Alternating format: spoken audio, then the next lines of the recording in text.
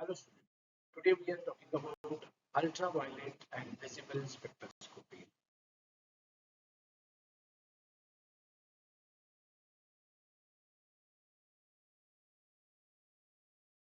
In this UV visible spectroscopy, you can see the basic instrumentations are required. This is the ordinary light which propagate in the different directions, which is passed to the collimator, and then it is to be bombarded on the prism. You will get the PPL, that is plane polarized light, and then it passed through the solution. There is absorption or emission of the light takes place, and then we can have the analysis. So UV visible spectroscopy are nothing but the range of the ultraviolet light is 200 to 400 nanometer, and the visible light is 400 to 800 nanometer. It is between the X-ray, it is between the X-ray and the infrared.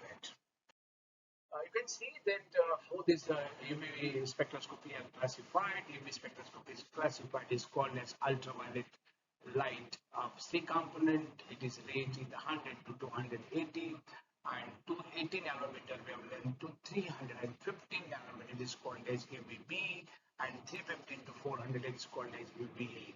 So what is the difference? The wavelengths are different, which their energies are different. And in the ultraviolet line, you can see it here 400 to 800 nanometer. This is the wavelength of the visible light.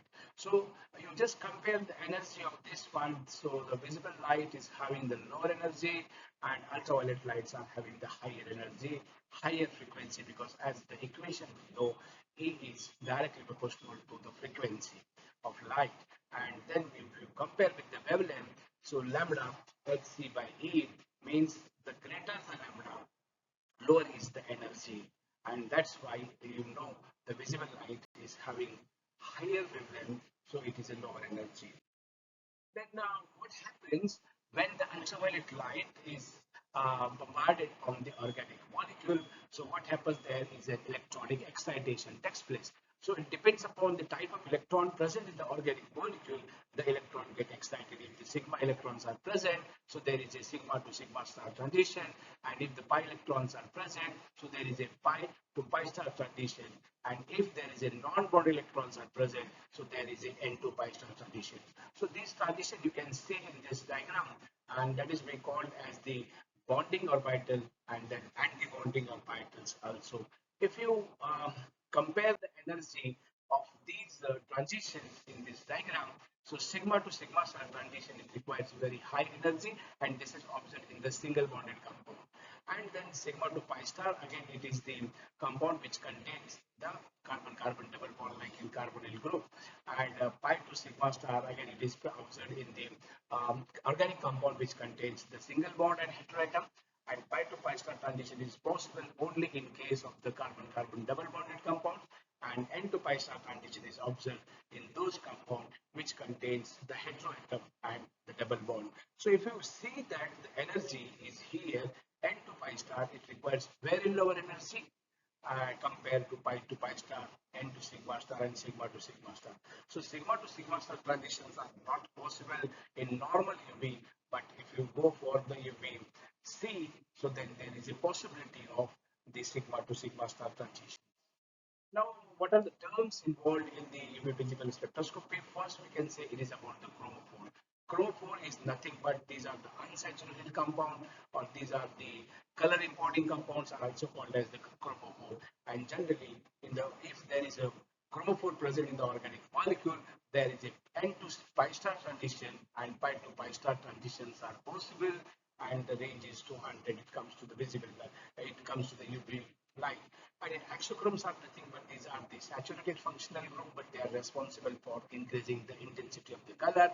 And these compounds generally contain the heteroatom, so there is a possibility of the uh, different transitions may take place, and this is we call as the exochrome. So NH2 group is exochrome. Alcohol OH group is also an exochrome. Then another is in UV visible spectroscopy. What happens because of the presence of chromophores and exochrome? There is a shift in wavelength. So UV is nothing but it's a plot of the transmittance versus the wavelength. The absorbance versus the wavelength. Generally, it is an absorbance, and with the other axis we can take the wavelength. So what happens? If because of this certain chromophores or exochrome, if there is an increase in the wavelength, and that shift is called as the bathochromic shift. This shift is also called as the red shift.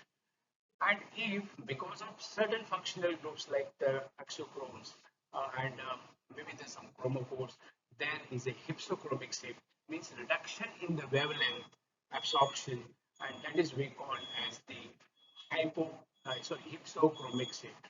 And if the intensity, that is called as the absorption or percentage transmittance or extinction coefficient is increased, that is we called as the hyperchromic shift. And if there is a reduction in the absorption coefficient, and that is we called as the hypsochromic shift.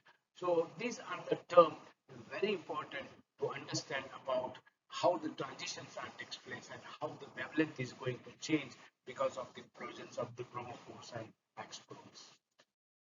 Then applications, generally this UV visible spectroscopy is used for the determination of impurities. It is also used to detect the unsaturation in the compound. It is also used for the structure determination.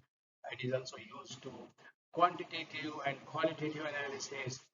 Generally, this technique is used the presence and absence of the functional group like double bonds, triple bond, and this type of visual spectroscopy is also used for the study the kinetics of the reactions, and it is also used as a detector for high pressure liquid chromatography. Thank you very much.